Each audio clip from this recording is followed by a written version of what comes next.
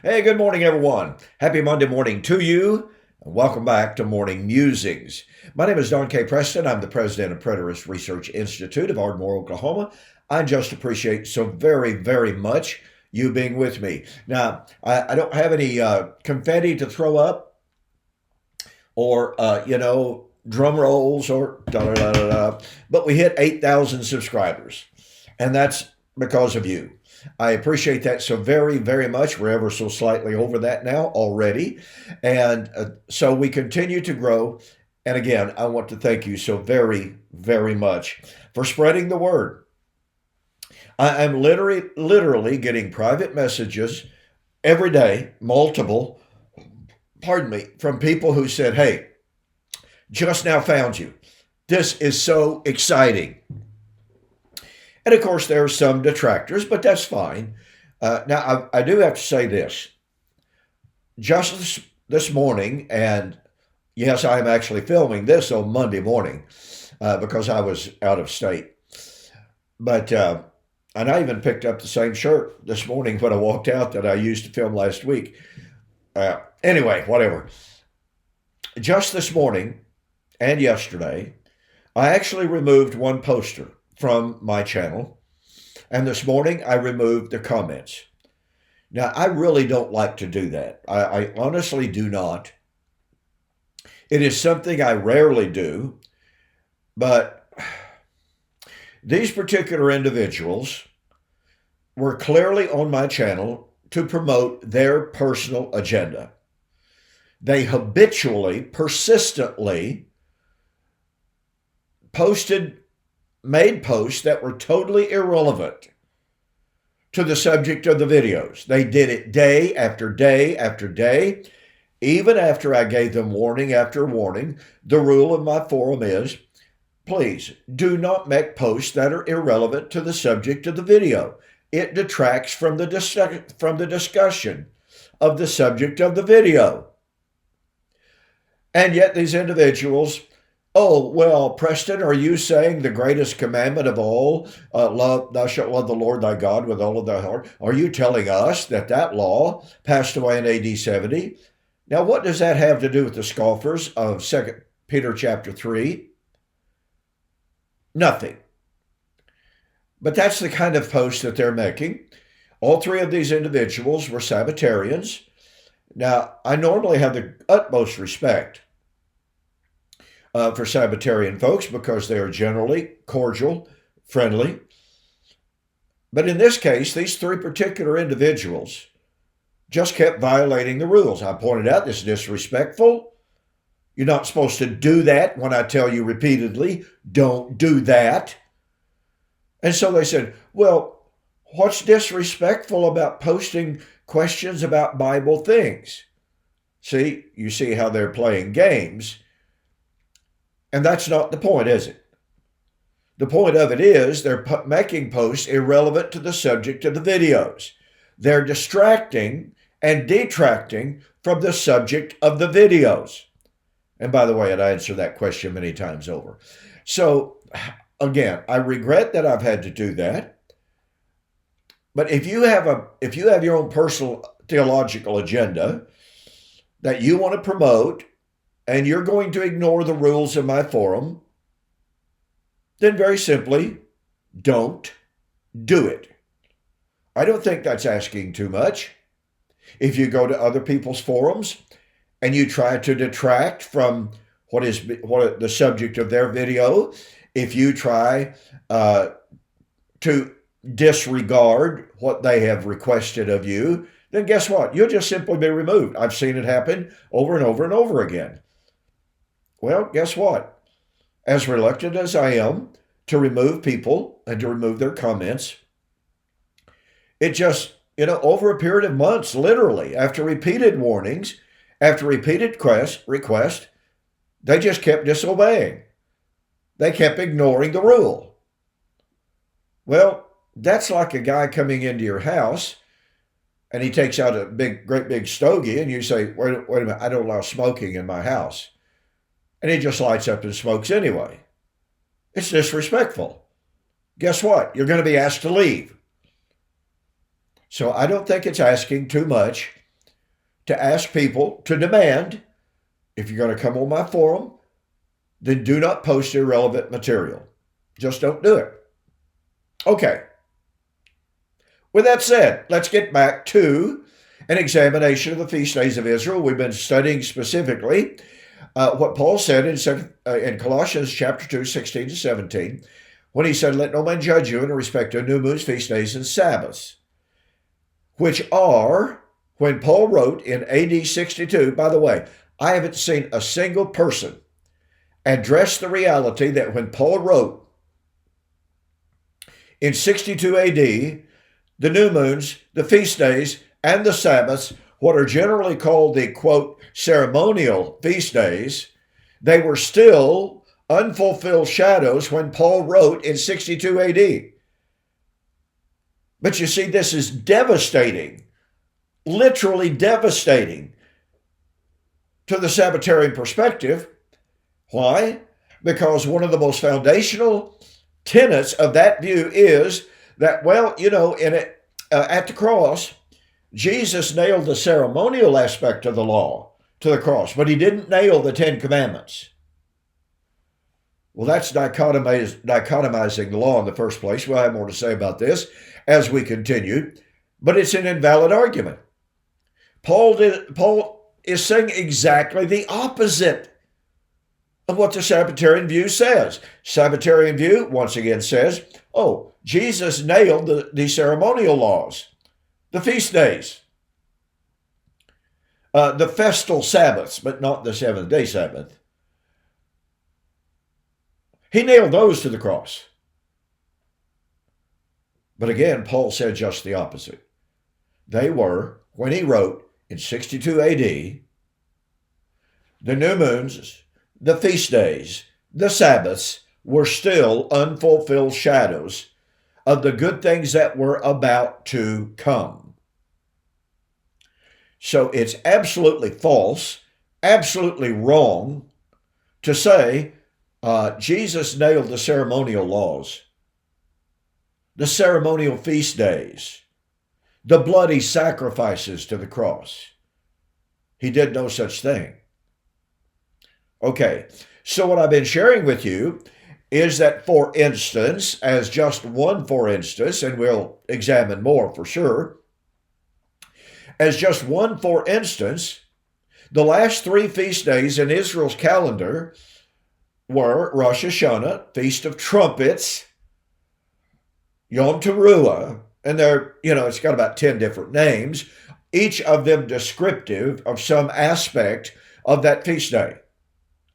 And I've been sharing with you that in the Jewish world, that from Pentecost, the last of the first four feast days, until the Feast of Trumpets, it was called the time of waiting for the judgment. I document that fully in this book, Resurrection Feast Fulfilled. This book and my other book, both of which were published late last year, and I document this claim completely.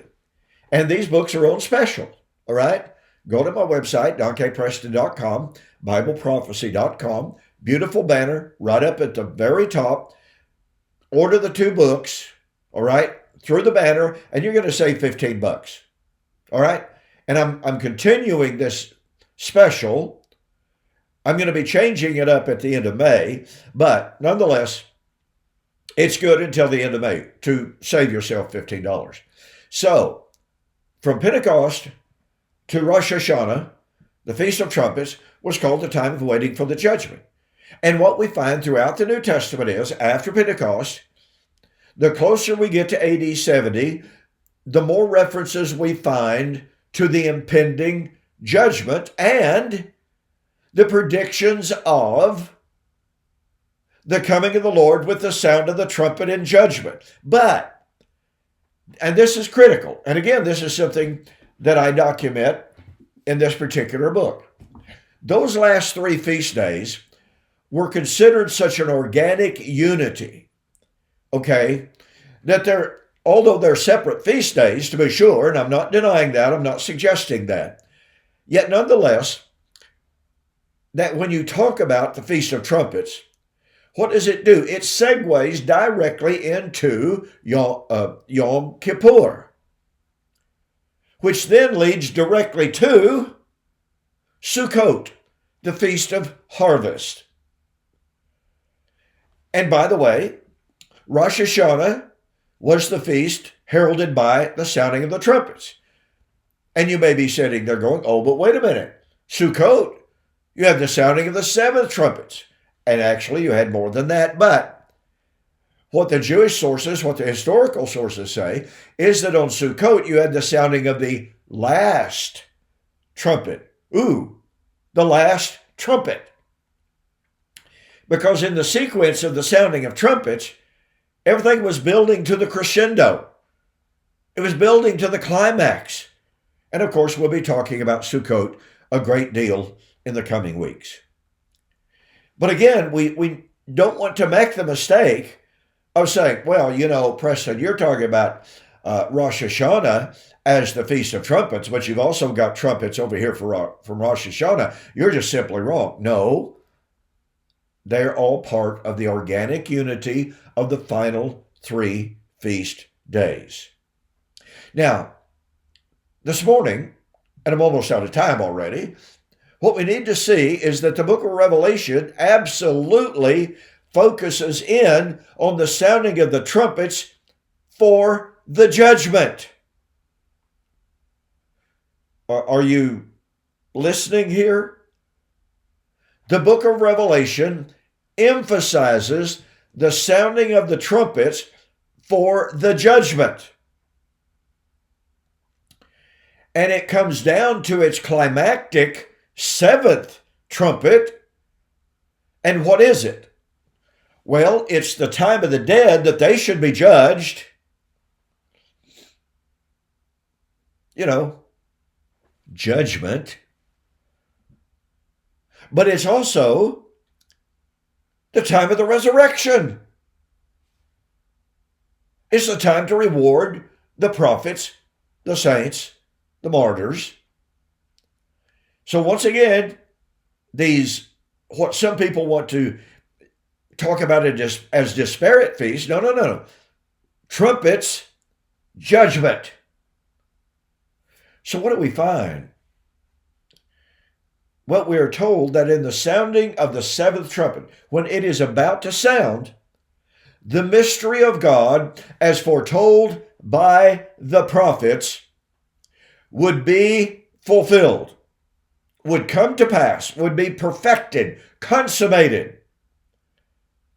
And the sounding of the 7th trumpet, there'll be no more delay. But you see, in the previous 6 trumpets, there was delay from delay. Not long delays, as a matter of fact. We're specifically told, between this vision and this vision, or this seal and that seal, or this trumpet and that trumpet, and this woe and that woe, they followed each other rapidly, quickly.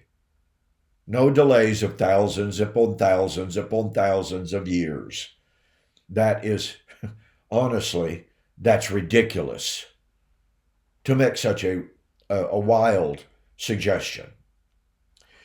So I'm setting the stage here really for tomorrow. Tomorrow we're going to look at the sounding of the 7 trumpets, each of which did what? Heralded judgment. And thus, the significance of Rosh Hashanah. Now, let me make this observation very quickly before we close this morning. Rosh Hashanah sounded for the trumpet. And then you have the day of Yom Kippur. Well, what happened on the day of Yom Kippur? Well, the books were opened. The book of life, the book of death, and the intermediate or the uncertain book. And what they meant by that, what the Jews meant by that was, well, there are those individuals who had not yet chosen disobedience, rebellion, etc., and those who had not yet committed to righteousness. So on the day of Yom Kippur, the Day of Atonement, guess what? The books were opened. Folks, in Revelation chapter 20, what do we find? At the end of the millennium, the books were opened and the dead were judged out of it. And you have the righteous and you have the unrighteous. In other words, you have the outplaying of the final day of atonement, which leads to resurrection. And for the righteous, they enter into the new heaven and new earth, and the unrighteous are cast into the lake of fire. All of this is strictly festal imagery tied to the last 3 feast days of Israel. And what does Revelation tell us over and over and over again? These things must shortly come to pass. And who was saying that? Well, it wasn't John saying, well, we hope they come to pass. And it wasn't John saying, well, boy, when these things finally get around to starting, they're going to come to pass rapidly. No, it was the Father who knew the day and the hour for the fulfillment of all eschatological promises at the appointed time. Revelation 1, verses 1 to 3, verses 1 specifically, the time is at hand. I'm sorry, that's verse 3.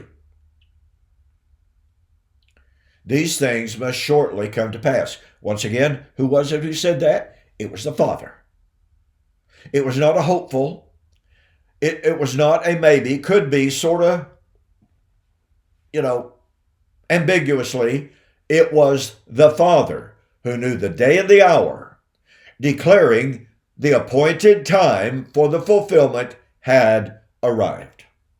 Okay, more on the trumpets on the flip side. See you there.